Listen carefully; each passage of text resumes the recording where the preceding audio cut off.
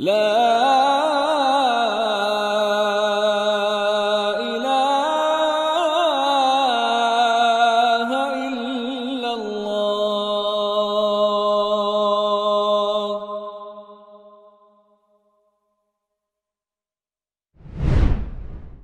Bismillahirrahmanirrahim. Assalamualaikum warahmatullahi wabarakatuh. Waalaikumsalam warahmatullahi wabarakatuh. Innal hamdalillah nahmaduhu wa nasta'inuhu wa nastaghfiruh wa na'udzu billahi min shururi anfusina wa sayyiati a'malina may yahdihillahu fala mudilla lahu wa man yudlil fala hadiya lahu.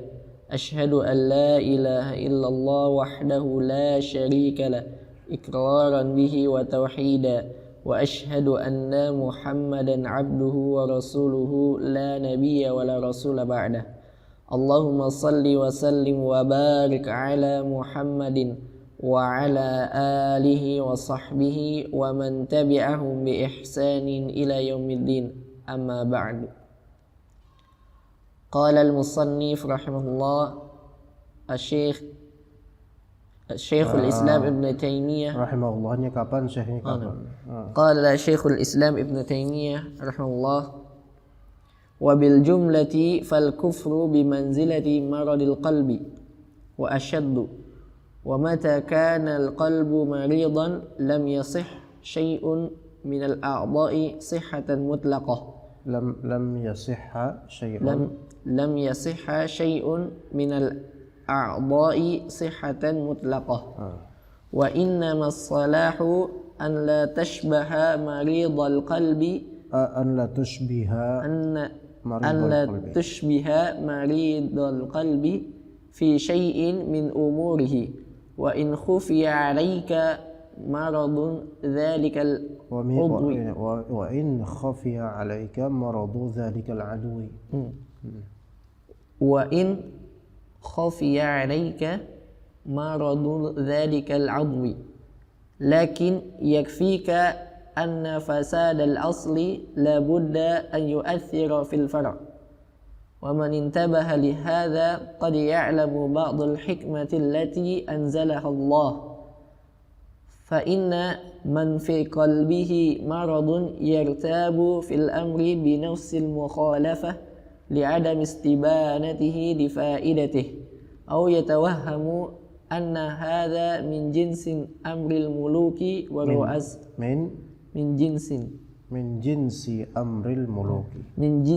jinsi amril muluki wa ru'asai al-qasidina lil 'uluwi fil ard wal amri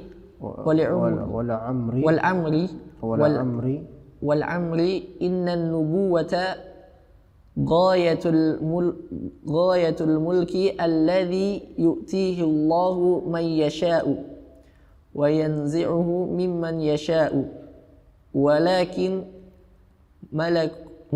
mulk huwa ghayatu salahin man ata'ahu minal ibadi fi ma'ashihim wa ma'adihim. Bismillahirrahmanirrahim. Alhamdulillahi rabbil alamin, wassalatu wassalamu ala al-mustafa sayyidil mursalin wa ala alihi wa sahbihi ajma'in, amma ba'd. Kita lanjut kajian Iqtidha as-Sirat al-Mustaqim, masih mengupas secara mendalam mengenai hujjah dan adillah akan dilarangnya menyerupai orang-orang kafir atau juga orang-orang fasik. Qala Syekhul Islam Ibn Taymiyah rahimahullah, wa bil jumlati fal kufru bimanzilati maradil qalbi wa ashad. Maka di antara kesimpulan yang perlu kita fahami, kekufuran itu semanzilah dengan maradil qalb, penyakit hati, bahkan lebih keras lagi, lebih buruk lagi, lebih besar keburukannya. Jadi kekufuran itu semanzilah dengan penyakit hati, ya, dia penyakit yang ada di hati. Maka orang-orang kafir seluruhnya memiliki jenis penyakit hati terburuk. Dan itu harus kita yakini, ya. Dan jangan terperdaya dengan baiknya sebagian pekerti orang-orang yang kafir kepada Allah. Betul, memang ada yang berakhlak, betul. Tapi pasti terjadi kekurangan dan keburukan di akhlak orang-orang kafir. Pasti itu. Enggak mungkin enggak. Ada orang misalnya orang kafir, dia pedagang tapi kafir kepada Allah, jujur. Ya. Tapi kejujuran itu tidak bisa melegalisir atau memastikan bahwa saya dirinya orang yang baik dan bersih kalbunya. Enggak mungkin. Karena masih ada kekufuran di dirinya. Dan jujurnya dia bukan karena Allah. Maka enggak mungkin bisa 100% kejujuran tersebut disebut kejujuran yang sempurna. Enggak mungkin. Ya, mungkin akhlaknya bagus, jujur dia tapi tidak sempurna. Bahkan kekufuran itu telah menghancurkan segala model kejujuran dia kalau dia jujur. Dan tidak bermanfaat kejujuran dia untuk akhiratnya. Ya, pedagang yang jujur, kafir, jujur, tidak akan bermanfaat kejujurannya untuk akhiratnya. Walaupun mungkin bermanfaat untuk dunia, iya, dia laris dagangannya, disenangi oleh konsumen, dan distributor juga merasa orang ini sangat beramanah dan seterusnya. Tapi enggak di akhirat. Wa mata kana al-qalbu marida, kapanpun selagi qalbu itu sakit, lam yasihha syai'un min al-a'dha'i sihhatan mutlaqah. Ketika qalbu itu marid, sakit, maka tidak mungkin anggota tubuh disebut sehat begitu saja secara mutlak. Mungkin dia ada kesehatannya di qalbu itu dari segi kebaikan-kebaikan, ya mungkin, tetapi enggak dimutlakkan qalbunya sehat, enggak. Ya, jadi ketika kita melihat ada orang kafir yang berakhlak mulia, kita enggak bisa mengatakan dia hatinya sehat. Enggak. Hatinya sehat itu berarti pemutlakan kesehatan pada hatinya, enggak sahih. Mungkin kita bilang hatinya sehat tetapi dia kufur. Nah, itu mungkin. Ya, mungkin. Yang mana kekufuran itu menafikan kesehatan mutlak. Ya. Wa innamas salahu an la tushbiha maridul qalbi fi syai'in min umurih. Melainkan salah, kesehatan, kebaikan, kesolehan adalah engkau tidak menyerupai orang yang sakit kalbunya fi syai'in min umurih, dalam hal apapun dari urusan dia. Wa in khafiya 'alaika maradu dzalikal 'adhu, walaupun antum tidak memahami penyakit anggota tubuh tersebut. Faham enggak kalimat la tushbiha maridul qalbi fi syai'in min umurih wa in khafiya 'alaika maradu dzalikal 'adwi. Ketika kita tahu ada seorang yang memiliki penyakit hati, maka jangan menyerupai dia dari sisi apapun. Meskipun antum tidak mengerti penyakit dari orang tersebut. Gimana? Penyanyi misalnya. Bisa nggak kita katakan penyanyi itu sehat hatinya? Allah tidak. Ya, kalaupun ada kebaikan darinya, mungkin kebaikan hatinya tetapi tidak mutlak. Ada racun dan keburukan di hatinya. Maka kemudian kalau antum menyerupainya sedikit pun boleh enggak? Enggak boleh. Menyerupai karakteristik dia enggak boleh. Ya, walaupun antum enggak tahu kalau yang antum serupakan dari hal tersebut itu penyakit atau bukan, antum enggak tahu. Tapi jangan khalas, singkirkan diri antum darinya. Tapi sekarang misalnya antum menyukai seorang pemain bola, ya, yang kafir. Hati orang kafir yang main bola tersebut, dia sehat atau tidak? Sakit. Bahkan sesakit-sakitnya qalbu, yaitu kufur pada Allah. Tapi antum kemudian mengikuti cara goceknya. Ya. Cara goceknya. Ini amrun syai'un min amrihi wan. Iya, syai'un min amrihi. Tapi antum enggak tahu ya, apakah dalam gocekan ini ada penyakit hati atau enggak? Antum enggak tahu. Hanya saja tetap kalau antum mau jadi orang soleh, jangan menyerupai orang yang berpenyakitan seperti ini. Walaupun dari segi urusan gocek doang. Karena itu akan perlahan-lahan membuat antum mengagumi dia dan meridhai dia dan menganggap dia tidak memiliki penyakit. Dan itu yang menimpa orang-orang liberal dan juga kebanyakan dari orang-orang zaman sekarang. Ya. Sekarang ada band yang isinya orang-orang gembel dan band tersebut juga pernah kesandung masalah narkoba. Ya, kemudian fansnya itu nggak ada yang punya akhlak rata-rata. Tapi kenapa kok pada punya fanbase yang luar biasa sehingga dikenal di Indonesia? Padahal nggak punya akhlak. Karena berawal dari apa? Menyimak, meniru. Lama-lama suka, akhirnya ngefans dan fanatik terhadapnya. Ada band seperti anak nggak mau sebut juga. Ya ada seperti itu. Suruh ini datang, Ikin datang. Hah? Enggak apa? Ah. Kenapa? Tadi bilang anak ini enggak datang karena maunya kesiangan. Bilang suruh bangun kesiangan tetap datang. Enggak masalah datang. Kenapa alasan bangun kesiangan datang? Tetap disuruh belajar gitu, suruh belajar sini.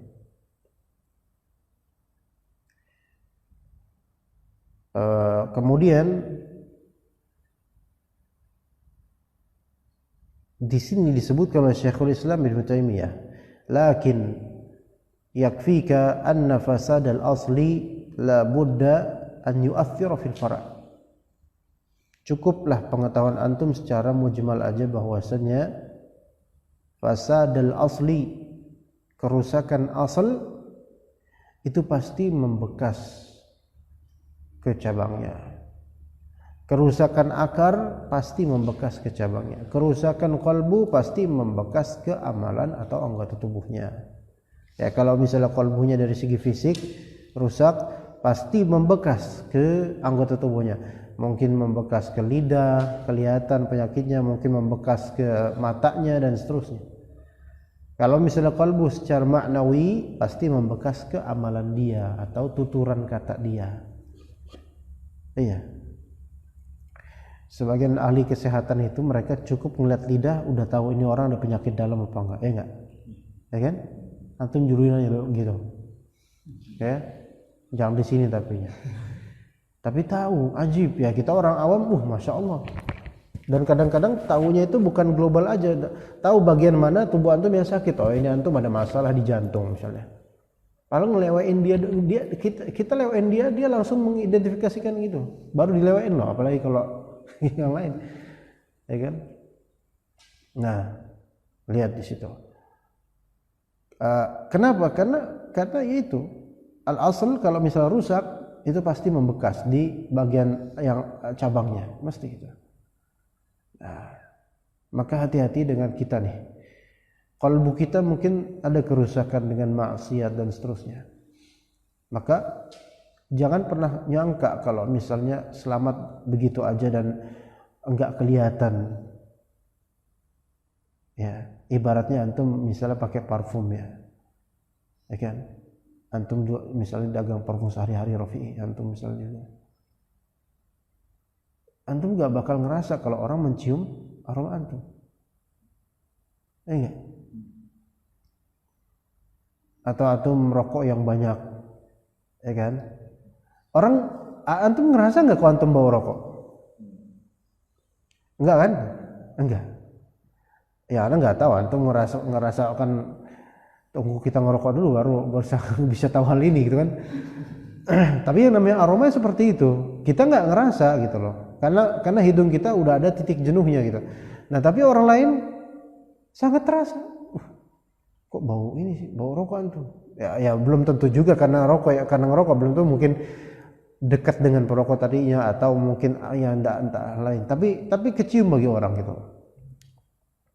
Nah, kita kadang-kadang menutup-nutupi aib kita, menutup-nutupi jeleknya kalbu kita, hasadnya kita dan seterusnya, itu berusaha ditutupi. Tetap aja yang namanya kalau ada penyakit di asal itu pasti akan keluar nanti pada waktunya.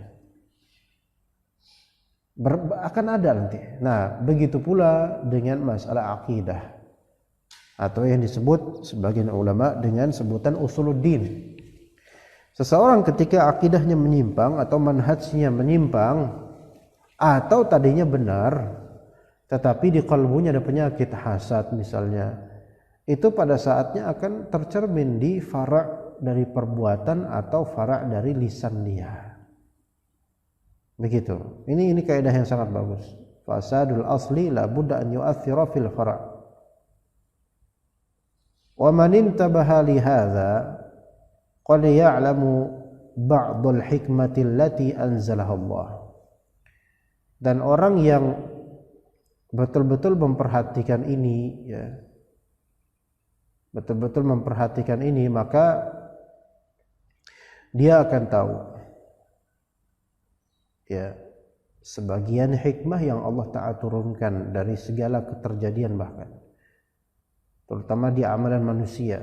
Fa inna man fi qalbihi maradun qad yartabu fil amri bi nafsil mukhalafah. Orang yang di kalbunya ada penyakit itu kadang-kadang dia ragu terhadap hal yang diperintahkan kepada kita untuk kita selisihi. Ya, contoh masalah sabagh ini atau nyemir rambut ini.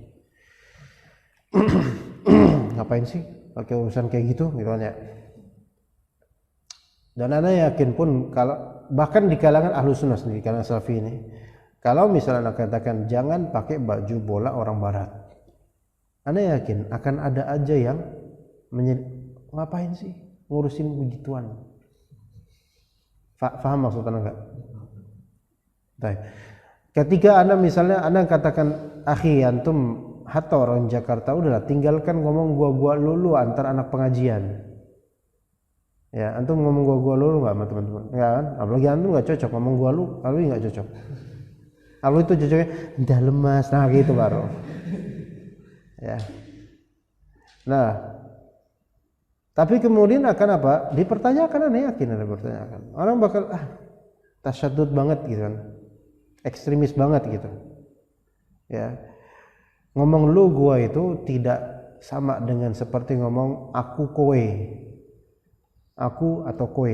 Dalam bahasa Jawa aku atau kowe itu cukup kasar. Kon gitu. Sia gitu. Cukup kasar dalam bahasa Sunda. Tapi lo gue ya dengan cara apa? Agak alay dikit. Ya. Lu harus subscribe ke channel gue, ya gue, lu, gue, dan yang sekarang lagi pamornya tinggi itu seperti anjay, ya. Itu semua tasyabuh dengan orang-orang fasik. Ya. Berarti yang ngomong lu gue fasik dong, padahal itu kan budaya. Iya, dulu budaya. Sekarang bukan. Maksudnya budaya di sini dulu adalah kebiasaan orang Betawi normal. Apa lu? Tapi itu termasuk kasar sebenarnya. Nah, sekarang udah bukan untuk orang Betawi lagi lu gua itu. Antum dapetin orang Pekalongan, orang Timur pun ngomong lu gua. Artinya sekarang udah bukan alasan budaya Betawi lagi. Sekarang udah menjadi tren untuk orang-orang, dan itu dipakai untuk hal-hal yang sebenarnya kurang beradab dalam Islam. Sekarang kalau misalnya kita ceramah, kita nasihatin orang dengan lu gua, kurang tepat. Ya kecuali mungkin sama teman dekat, sangat dekat ya mungkin. Cuman ya hindari hal-hal seperti ini. ya. Kalau dikatakan oleh orang yang mu'tarid, yang mungkin melawan hal ini, antum orang mana gitu? Ana bilang ana orang Jakarta. Keluarga Betawi ana besar. Kita orang Jakarta. Dan ana ngomong sama saudara-saudara Betawi, bukan lu gua. Enggak lu gua. Jadi ini makanya ana berani ngomong kayak gini karena ana enggak melakukan hal seperti itu. Sama keluarga Betawi, bahkan sama yang lebih muda, ana enggak ngomong lu gua. Mungkin dulu waktu kecil sama teman-teman di sekitar rumah yang sekarang mereka jadi preman, dulu waktu kecil kita bicara lu gua karena masih dulu. Tapi sekarang ana ente. Ya. Begitu. Kenapa? Seiring kita mempelajari iqtidha ini dengan maklumat dan tafsil dari Syekhul Islam Ibnu Taimiyah, semakin ngerasa hati kita itu akan apa? Akan tidak baiknya kita ada penyerupaan dengan orang kafir. Ini enggak masalah kafir, tapi fasik, makan orang fasik atau orang yang tidak beradab. Sebaiknya jangan, hindari tasyabbuh dengan itu. Ya, hindari. Karena itu akan memberikan penyakit qalbu dan kemudian akan tercermin di lisan. Tercermin di lisan. Kalau emang udah kebiasaan, misal orang-orang tua kita dari Betawi bisa ngomong lulu, ini memang udah budaya. Itu dari kok sekarang bukan budaya lagi, bukan budaya asli Betawi lagi lu gua. Ya.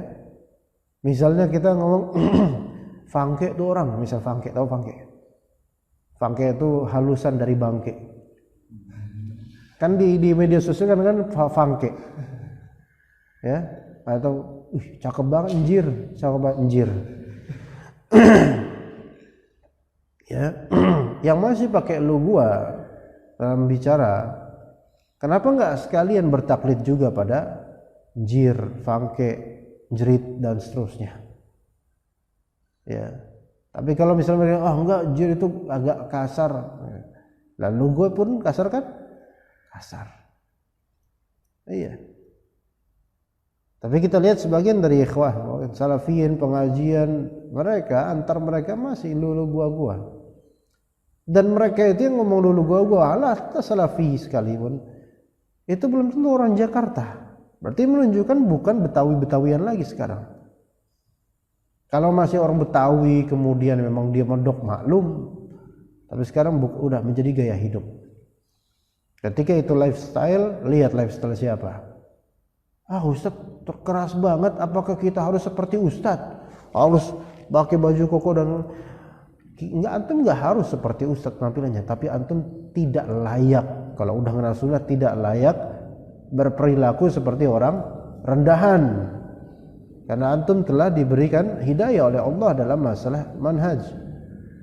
Maka berusahalah untuk menyelisihi mereka. Walaupun ini masalah fara', iya masalah fara', tetapi kan disebutkan di sini ini nanti berkaitannya dengan qalbu juga. Ya, dan kefasikan itu penyakit qalbu. Ya. Sekarang ada enggak orang-orang ulama alim, antum ketemu para masyayikh, para asatidzah ya, ngumpul di daurah. Asatidzah kibar dan asatidzah yang lainnya ngumpul di daurah. Ada enggak di antara mereka ngomong lu gua? Anda enggak pernah menemukan di antara asatidzah salafiyin kayak gini, enggak ada. Baik. Itu mereka orang-orang saleh ya, insyaallah orang-orang saleh. Tapi kemudian dari segi perilaku antum ngaku anda salafi, dan kemudian ngomongnya sama teman-teman panitia lain, lu udah beresin belum? Ini gua lagi ini nih. Ngomong seperti seolah-olah belajarnya itu tidak ada. Belum pernah belajar atau baru kenal manhaj atau gimana itu masih maklum. Tapi kalau udah lama panitia kajian tabligh akbar sering 5 tahunan udah kayak gitu masih aja lalu gua maka ini apa? Ini berarti ada yang belum bisa dirubah nih kebanyakan. Ya. Jadi kelihatan dari hal-hal seperti itu, dari lu gua-guanya itu kelihatan ada sesuatu di qalbu. Jadi kalau kita larang hal-hal seperti ini, kita katakan harus menyelisih orang kafir, selisihilah orang fasik, selisihilah orang-orang rendahan. Itu orang yang ada penyakit di kalbunya, itu ragu dengan hal-hal seperti ngapain sih ngurusin beginian tat, gitu kan. Kenapa? Li'adami istibanati li faidatih. Karena nggak ngerti, nggak jelas di pandangannya akan faedah menyelisihi orang-orang rendahan. Ya, rendahan yang dimaksud rendahan dari segi akhlak. Li'adami istibanatihi al-faidah li faidatihi. Li'adami istibanatihi li faidatihi. Iya, nggak ngerti faedahnya. Kenapa? Karena selama ini belajar itu bukan benar-benar untuk mentaksil atau mentafsil. Saya belajar euforia, enak ngumpul-ngumpul. Ya alhamdulillah dapat pahala insyaallah. Tapi betapa banyaknya ikhwah kita yang belajar lama dari asatidzah yang masya Allah tetapi tidak ada faedah. Kalaupun ada sedikit dan tidak sampai ke sini faedahnya. Ketika diberi nasihat melawan, apalagi kalau sudah merasa berjasa terhadap dakwah, sudah merasa menjadi panitia, sudah merasa bisa bikin bantuan sosial di mana-mana, sudah berkibar namanya di antara salafiyin, maka dinasihati susah ya ikhwan. Hatta asatidzah salafiyin yang menasihati. Begitu. Ya, enggak jelas baginya akan faedah dan hikmah dari mukhalafah terhadap orang-orang rendahan.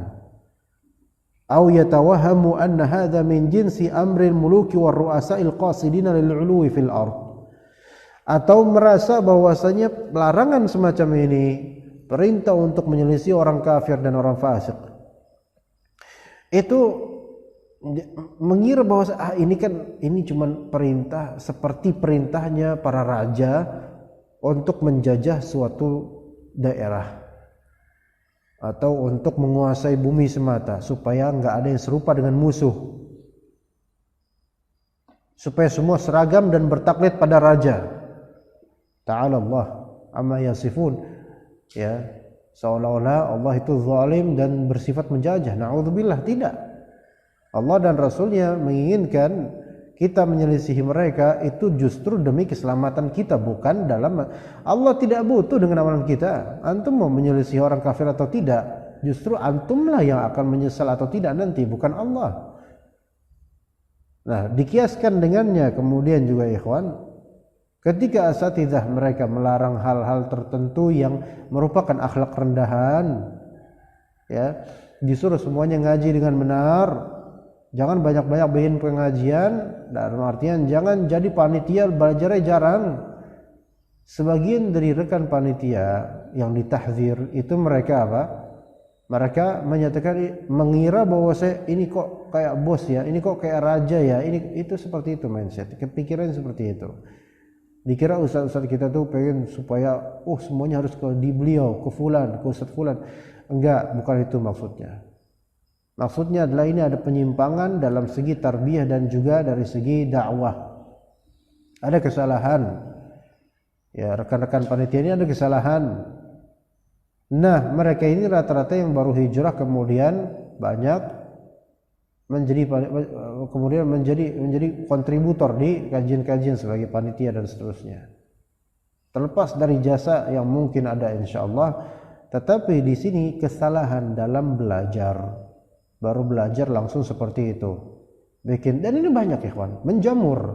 Kecuali pandemi sekarang alhamdulillah mereka terstopkan. Tapi sebelumnya masya Allah baru hijrah dan bahkan belum disebut hijrah, belum. Tapi baru enak nih pengajian, bikin yuk. Nah gitu. Isbal masih, potong jenggot masih. Ya. Tapi bikin kajian, mengundang ustadz yang jenggotnya itu ya segede palanya, ya gitu kan. Artinya ustadz yang masya Allah bisa ya. Kemudian setelah itu nggak mau dinasihati karena sudah bisa mendatangkan nama-nama besar. Gimana tuh? Dan ketika dinasihati kemudian menuduh penasehat, antum aja pengen orang-orang fanatik sama antum. Lihat. Kayak gitu ya, kawan. Karena apa? Enggak paham. Orang seperti enggak paham. Gimana mau paham? Orang baru belajar kemudian sudah menjadi panitia. Ya, baru belajar. Bahkan belum disebut belajar, belum. Tapi sudah menjadi panitia, udah sibuk sana sini, bansos, panitia dan seterusnya. Kemudian apa? Setelah bertahun-tahun kayak gitu, ketika ada yang mengkritik, maka orang-orang akan membela dia atau mereka ini. Tapi kan dia jasanya banyak, tapi kan fulan ini, tapi kan gini dan seterusnya. Karena apa? Sudah punya jasa dia. Akhirnya nggak bisa dikritik. Walaupun ustadz yang mengkritik. Ya. Dan ini bukan khayalan. Ini keterjadian. Ya. Iya, kita kritik bukan masalah ilmu, bukan kemudian diperhatikan kritik tersebut kemudian menjadi lebih saleh, lebih baik karena kritik daripada asatidzah itu sangat bagus. Enggak. Tapi apa? Merasa sudah punya banyak ilmu, punya banyak jasa, kebaikan untuk dakwah ini dan seterusnya ini. Ya, hati-hati. Nah, kemudian wala amri inna nubuwata ghayatul mulki alladhi yu'tihi Allahu man yasha' wa yanzi'uhu man yasha'. Nah, nubuwah, kenabian, ghayatul mulk, ya, adalah puncak kerajaan yang Allah berikan bagi yang Allah kehendaki dan Allah cabut bagi yang Allah kehendaki. Ya, walakin mulk. Nah, sekarang tadi mulk, kerajaan bukan dari segi kepemilikan bumi ya, bukan. Tapi kerajaan di sini kerajaan hikmah dan ilmu. Ya, Allah berikan kepada siapapun yang Allah inginkan dan Allah cabut dari siapapun yang Allah inginkan. Tetapi mulk huwa ghayatu salahi man ata'ahu min al-ibad fi ma'ashihim wa ma'adihim. Kedudukan raja dalam kenabian, mulk di sini mulk fin nubuwah, itu adalah puncak dari kesalehan hamba-hamba yang taat di dunia maupun di akhirat. Ya.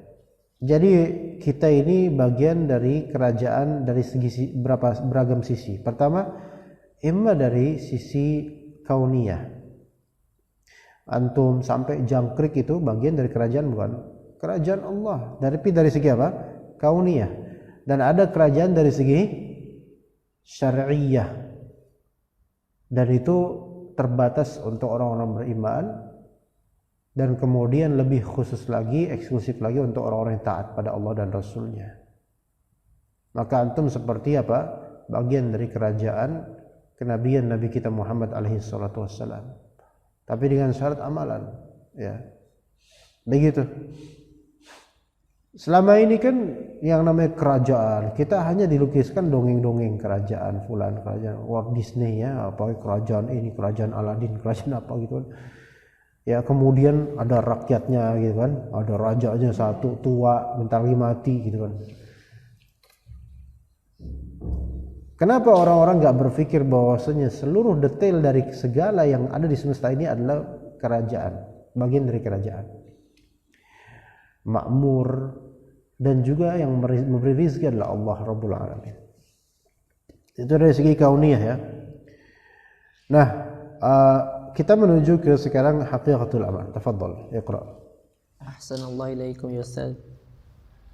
Wa qala wa haqiqatul amri anna jami'a a'malil kafiri wa umurihi la budda fiha min khilalin yamna'uha an tatimma manfa'atan biha. Sahih. Wa haqiqatul amr. Hakikatnya ini perhatikan, bahwasanya seluruh amalan orang kafir dan urusan orang kafir itu pasti ada khalal. Pasti ada kecacatan, cacatnya. Yang mencegah perkara tersebut itu menjadi sempurna atau menjadi bermanfaat. Ya, pasti gitu. Semua urusan orang kafir pastilah mengandung kelemahan, kecacatan yang menghalangi orang-orang kafir untuk mengambil manfaat secara optimal dari amal mereka sendiri. Pasti, itu pasti. Ya, ada orang kafir tetangga misalnya, dia rajin sedekah. Apakah kita katakan bahwasanya sedekahnya sempurna? Enggak bakal. Hatta dia baik banget, ngasih antum kue tart yang sangat enak, masya Allah. Ya, kemudian kita bilang, wah masya Allah, antum baik sekali. Iya baik, tetapi apakah baiknya sempurna? Tidak. Apa kata Syekhul Islam Ibnu Taimiyah? Yaitu kelemahan tersebut apa? Di mana contoh kelemahan misalnya ada orang kafir baik tadi, tapi kelemahannya di mana? Di syiriknya dia, di kufurnya dia.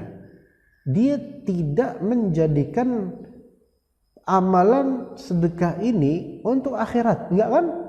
Enggak. Iya, enggak. Kira-kira bakal dapat manfaat secara optimal enggak? Enggak. Ya dapat manfaat kadang-kadang Allah kasih karena Allah Rahman. Mungkin habis itu Allah Ta'ala jadikan dia mungkin dagangannya sukses ya. Atau mungkin ada orang yang akan memberinya juga sedekah. Mungkin. Tapi apakah kebaikan feedback dari Allah tersebut itu dikasih sempurna? Tidak. Karena di akhirat dia nggak dapat apa-apa. Gitu. Di akhirat dia nggak dapat apa-apa. Foundation milik orang kafir misalnya, ya, membuat bangunan-bangunan untuk anak-anak yatim. Wah, itu charity yang bagus, itu adalah dermaan yang luar biasa. Miliaran keluar. Ya. Orang-orang suka nggak sama foundation ini? Bakal suka kan? Bakal suka. Tapi mereka meniatkan untuk Allah dan hari akhir nggak? Nggak. Mereka nggak ngerti konsep begini. Ya, maka kata Syekhul Islam Ibnu Taimiyah tadi, khalal tersebut, ya, kecacatan dalam amalan tersebut, tidak ikhlasnya mereka untuk Allah dan hari akhir mereka, itu mencegah mereka untuk mendapatkan maslahat dan manfaat dari amalan mereka sendiri secara sempurna. Jadi walaupun mereka mendapatkan pujian manusia, namun mereka enggak mendapatkan pujian dari Allah Ta'ala. Ya, mereka mendapatkan balasan belaka, balasan aja dari Allah karena berbuat baik.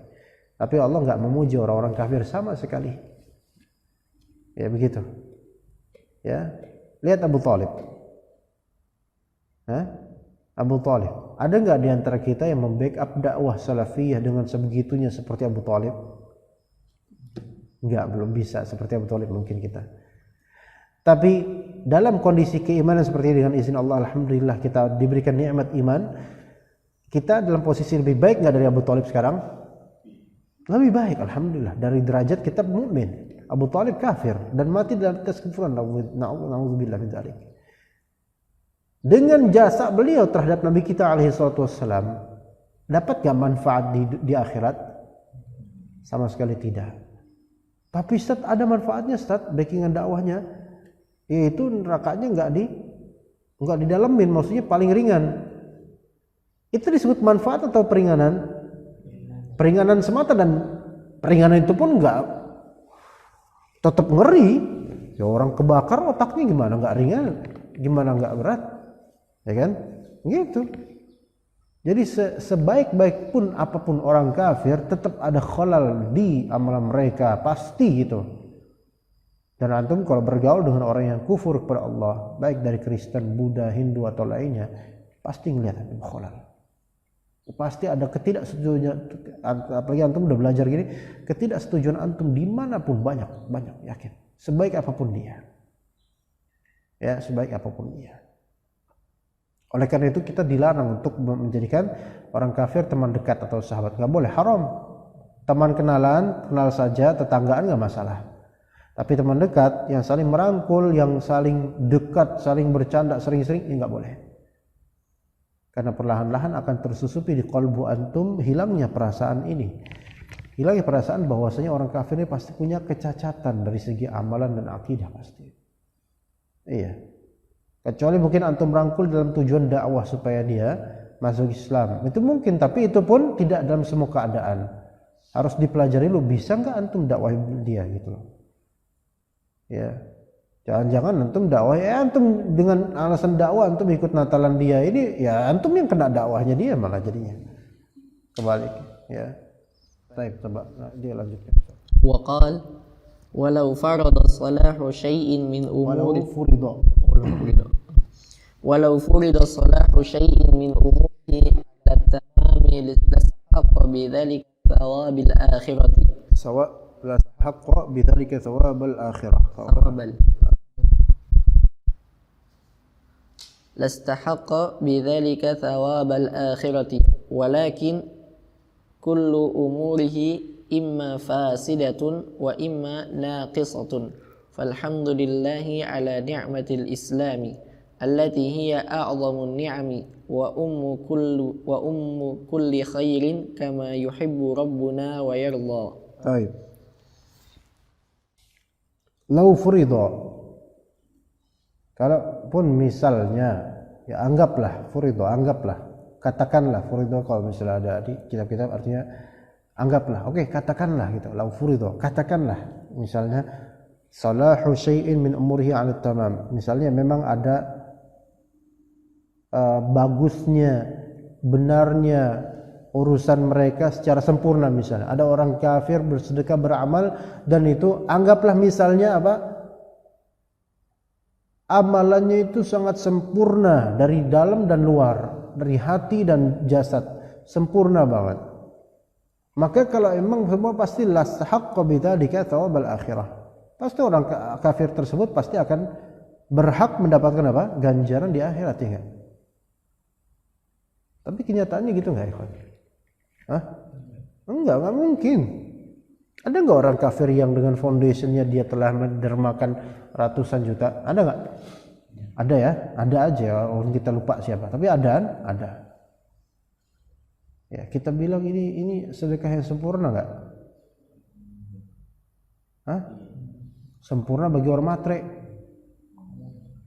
Iya, khalal pasti. Tapi tidak disebut sempurna. Yang apa? Yang ngerti iman, Islam, akidah, nggak bakal sempurna ini, kecuali dia masuk Islam. Karena dalam hadis Nabi SAW ada sahabat yang menyatakan, saya dulu waktu masih di jahiliyah saya rajin sedekah. Bisa nggak dapat pahala dari itu? Bisa kalau setelah masuk Islam dan mengharapkan pahala dari apa yang telah dilakukan dari sedekah. Ya bisa. Tuh lihat. Itulah pembedaannya. Tapi kan ada orang kafir Kristen yang dia bersedekah dan mengharapkan pahala dari Allah, tetap tidak akan dapat. Enggak. Kenapa? Karena dia masih kafir. Ada nggak orang Kristen percaya akan adanya Allah? Ya emang nggak. Selain juga ada Allah, ada Yesus, ada Tuhan Bapa, ada Tuhan Yesus, ya, ada Bunda Maria dan seterusnya. Tapi karena kesyirikan itu nggak sah sama sekali. Kesyirikan itu nggak mensahkan amal mereka. Walakin kulla umurih, tapi setiap urusan mereka imma fasidah wa imma naqisah. Imma rusak artinya hancur, hangus sama sekali, imma ada bagusnya tapi pasti kurang. Dan kekurangan tersebut kekurangan yang tidak ringan melainkan fatal, yaitu syirik, kufur. Begitu. Jadi kekufuran itu membuat amalan-amalan ternonaktifkan pahalanya di akhirat. Ya. Ada seorang kafir dia atau mereka puasa Ramadan bersama kaum muslimin, bahkan ngundang kaum muslim buka bareng. Ada loh. Iya. YouTuber misalnya ada. Ya, nggak perlu kita sebut. Adalah beberapa YouTuber ketika bulan Ramadan puasa dia dan berbuat ihsan dengan menyediakan iftar. Menyediakan makanan untuk orang berbuka puasa dapat pahala berlipat, dan juga pahala orang yang berpuasa yang makan dia bakal ngalir ke pemberinya, ya kan ya, sebagaimana kata Nabi SAW. Luar biasa kan, berlipat-lipat. Apa yang diundang itu banyak dari kaum muslimin. Pertanyaannya, sah nggak amalan tersebut? Enggak sah. Sebaik apapun dia, kita katakan fasid, bukan amalan tersebut fasid nggak? Fasid dari segi apa? Dari segi niatannya, bukan karena Allah, atau fasid karena dirusak oleh kekufurannya sendiri, gitu loh. Naqis, bukan pastinya naqis, dan kerusakan yang kekurangan yang cukup fatal sehingga membuat tidak ada pahala sama sekali di akhirat, gitu. Ya. Ketika antum tahu seperti itu jeleknya mereka, rendahnya mereka, tidak diterimanya amal mereka, walaupun mereka capek beramal, antum mau kayak mereka? Antum mau menyerupai mereka? Hatta dalam urusan kecil sekalipun, kalau memang itu karakteristik mereka, jangan ikuti, gitu loh. Karena apa? Mereka itu hina, rendah, gitu. Hatta dalam urusan gocek bola. Urusan gocek bola. Karena beberapa pemain bola kafir punya gocekan khas, ya enggak? Sekarang Anda tanya, kalau misalnya teman-teman yang suka main bola ala freestyle, tahu nggak freestyle? Ya kan yang wah cakep banget gitu kan? Bola dimain-mainin itu seperti apa ya? Dan dia menjadikan bola itu seperti Tuhannya. Artinya tiap hari bola terus dia kakinya lincah banget. Anda tanya, antum niru freestyle dari orang kafir atau dari para masyayikh Saudi? Pasti dari orang kafir. Ustaz kan main bola halal, Ustaz. Betul halal dengan syarat. Ketika halal yang main bola halal tersebut ada sisi menyerupai orang kafir, maka menjadi haram bukan karena bolanya, tapi karena antum niru dia. Ya. Baik, sekarang di antara pemain bola yang luar biasa dari segi gocekan dan juga permainan kaki dan sihir kakinya itu siapa? Dia coba anggaplah Ronaldinho misalnya. Ya kan? Itu kafir atau dia salafi? Jangankan salafi, muslim aja bukan, kafir pada Allah Ta'ala. Musyrik, kafir. Ya. Kemudian antum ikutin cara goceknya, ya, gitu kan. Bahkan sampai tonggos-tonggosnya juga antum ikutin. Pokoknya antum pengen memiripkan diri. Yang tadi rambutnya pendek cepak sebenarnya sekarang diikat gitu. Karena pengen ngeface. Kalau situ jadi apa? Mengikuti dia. Tapi tadi kan masalah dunia. Justru dari sinilah kemudian lama-lama antum akan apa? Terjerumus ke dalam dunia dia. Iya. Makanya ketika ada anak-anak kemudian dia bercita-cita jadi pemain bola, anak, ya Allah, kasihan. Karena pasti dia akan bertasyabuh dengan orang kafir, bukan karena bola itu haram, tapi karena ada hal lain yang mengerikan, bukan bolanya, bukan. Main bola tafadhol, asal ada syaratnya, ya, menunaikan syarat. Begitu. Walhamdulillahi ala ni'matil Islam. Alhamdulillah atas kenikmatan Islam. Allati hiya a'zamun ni'am. Seagung-agung nikmat, wa ummu kulli khair, dan yaitu induk segala kebaikan Islam. Kama yuhibbu rabbuna wa yarda, sebagaimana yang disukai dicintai oleh Rabb kita dan diridhoi olehnya. Ya, begitu dari kajian Iqtidha. Insyaallah nanti pekan depan kita nyambung ke faqad tabayyana anna nafsal mukhalafah. Padahal tadi ana pengen banyak loh. Berapa halaman gitu. Tapi kok penjepaan enggak bisa pendek-pendek ternyata. Iya, qadarullah. Tapi insyaallah mudah-mudahan bermanfaat buat anda dan juga antum.